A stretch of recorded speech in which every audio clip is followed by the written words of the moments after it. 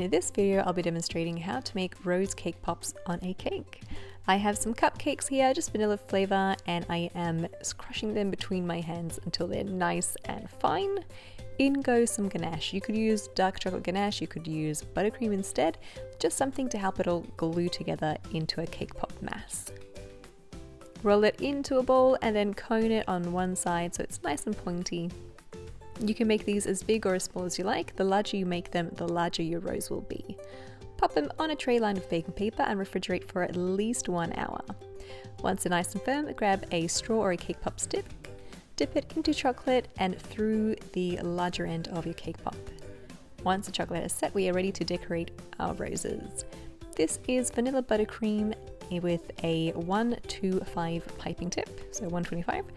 And I'm creating the petals. I've started off with a tight cone at the very top and then arching my petals around it.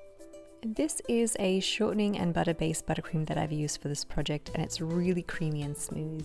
The recipe will be listed in the top comments. As you work your way to the very bottom, you'll notice you'll start to span those out a lot wider. This makes it look a little bit more realistic. I'll show you guys again. Nice and tight to begin with, and then shorter at the start. As you work your way down, they fan out a lot more and they become wider. The very last row is tall and arched to hide the cake pop and to hide the seam of your previous row. Pipe on your leaves using a 74 number piping tip. These now need to rest in the fridge for at least 2 hours so the buttercream has time to set nice and hard. In the meantime, we'll work on our cake.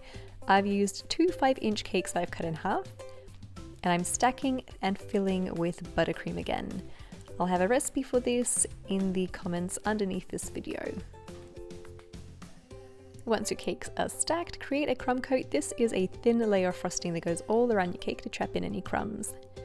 Go around with a bench scraper to smooth it down, smooth out the top, and let it rest in the fridge for at least 20 minutes. That way it has time to set and your cake is a lot more stable, it won't move around as much. Your final layer of frosting goes on. You could have coloured frosting instead. I've kept mine white. And now I am decorating with little stars all around my cake. This is a 1M piping tip. Half the bag is filled with purple and the other half with blue frosting. As I make my way up the cake, I pipe them further and further apart. Using a 74 piping tip, piping some leaves on either side of these little star dollops.